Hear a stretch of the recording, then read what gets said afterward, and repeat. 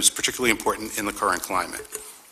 In 2013, the OIG reports identified more than $35 million in question costs and more than $4 million in taxpayer funds that could have been put to better use.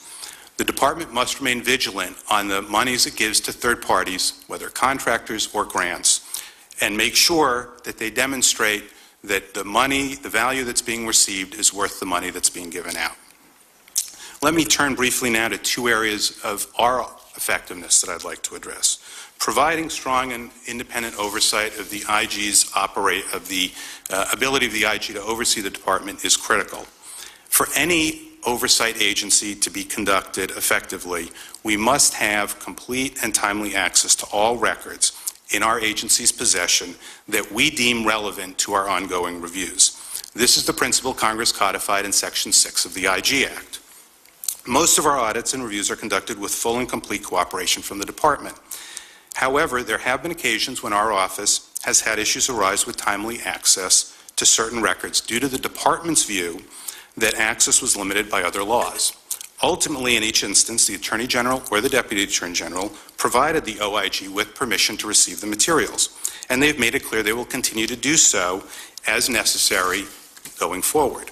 However, requiring an Inspector General to request and receive permission from department leadership in order to review critical documents impairs our independence and can delay our work unnecessarily.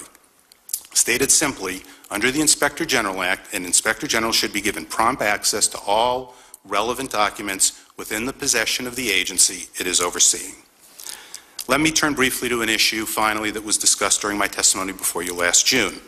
Unlike Inspectors General throughout the federal government, our office does not have the authority to investigate alleged misconduct by lawyers in the department. In those instances, the Inspector General Act grants exclusive investigative authority to the department's Office of Professional Responsibility. My office has long questioned the distinction between the treatment of agents who engage in alleged misconduct and those of department attorneys.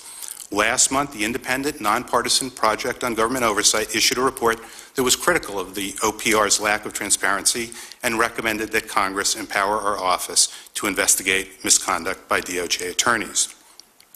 Our office's statutory and operational independence from the department ensures the integrity of our investigations and that they occur through a transparent and publicly accountable process. Giving the OIG the ability to exercise jurisdiction in all attorney misconduct cases, just as it does in matters involving non-attorneys, would enhance the public's confidence in the outcomes of these important investigations and provide our office with the same authority as every other Inspector General. Thank you again. I look forward to working with the subcommittee, and I look forward to answering your questions. Thank you, Mr. Horowitz. You and your team do such a great job. And tell me, how many employees do you have? We have on board now about 405, roughly. And what is your budget? $86.4 million is our base, and we've asked for that for the next fiscal year, plus $2.2 million in enhancements.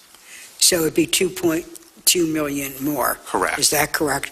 Well, we ask you to do a very important job overseeing $37 billion. I know Senator Shelby will be raising questions about access to records. I want to welcome your insights on prison reform, but I'm going to go to cybersecurity. It's an area of keen interest with me and have been an advocate. And one of the things I fear is techno boondoggles. You know, we go through the FBI case file thing. Now, we understand the the fiscal 15 budget request from Justice is $722 million. They're actually decreasing it, though the threat is increasing. You note that you cite 130 open recommendations for improving the security of the department's own IT system. Could you comment on what you think are, where you think appropriate in an open and public session, so we don't tip any bad guys here? What do you think they need to do to improve their cybersecurity? And do you think it's money? Do you think it's management? Or do you think it's a government-wide problem? I have my own views. I'd like to hear yours, Yes. sir. Our 130 recommendations come from our FSMA audits, which are obviously marked sensitive given the nature of the information, but generally they have involved the handling of configurations of systems and account management of those systems as well. We've made a number of very specific requests and have outlined the issues that I think need to be addressed.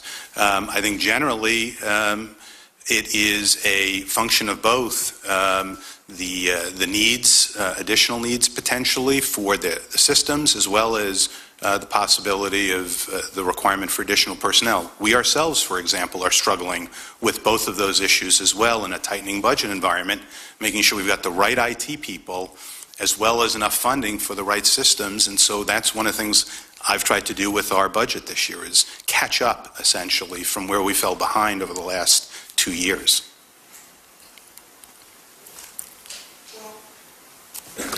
Do you feel that the Justice Department is prime time in implementing your recommendations?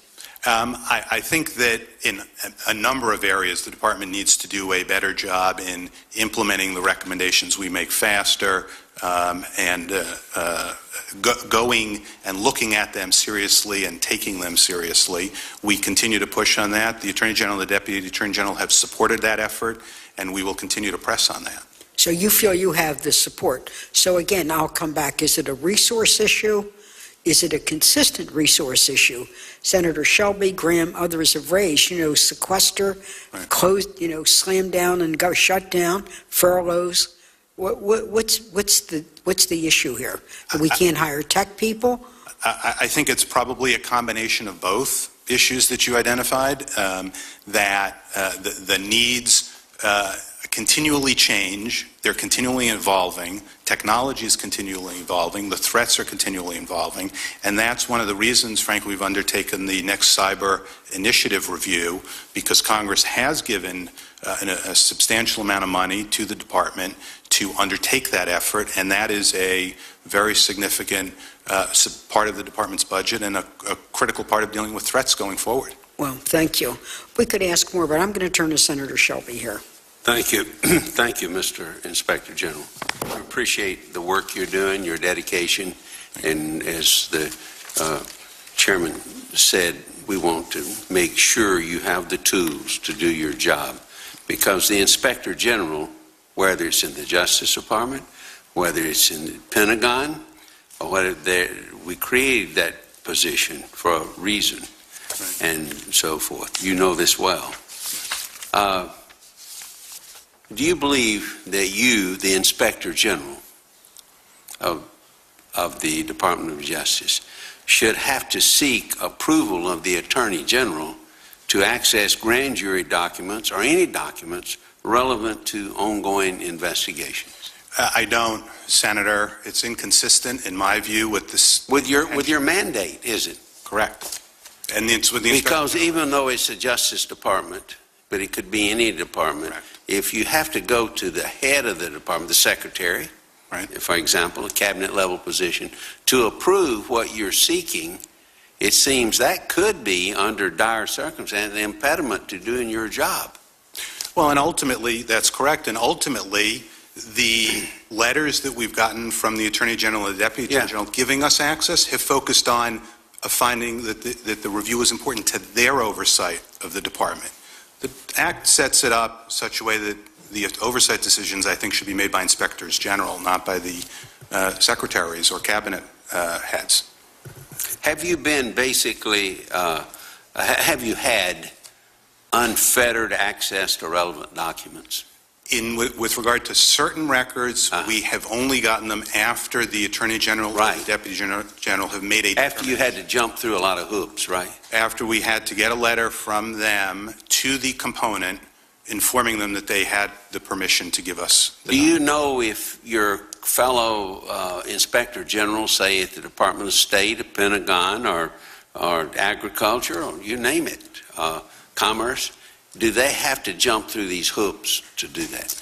Well, I understand that there's one Inspector General at the Peace Corps, for example, who has tried to get records to do the oversight I think Congress expected in connection with sexual attacks on volunteers overseas.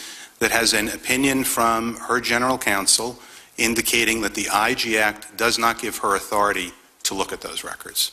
Have you thought about whether or not perhaps we need to address this legislatively, to be direct on this to secretaries, and attorney general, whoever, that they must furnish unfettered access to documents? Otherwise, you can't do your job. I think it's critical that inspectors general have that ability to make the decision for themselves, and legislation obviously would clear it up entirely, and it's a relatively small fix, understanding legislation's always difficult to get enacted. Well, it might not be that hard to get enacted with the chair of the Appropriations Committee. Who knows, you know? But I think that we need to make sure, under all circumstances, that you and your fellow inspector generals have unfettered access to documents that could root out wrongdoing in any department.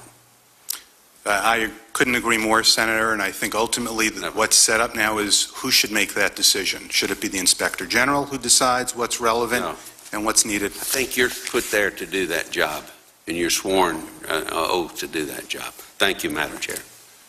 We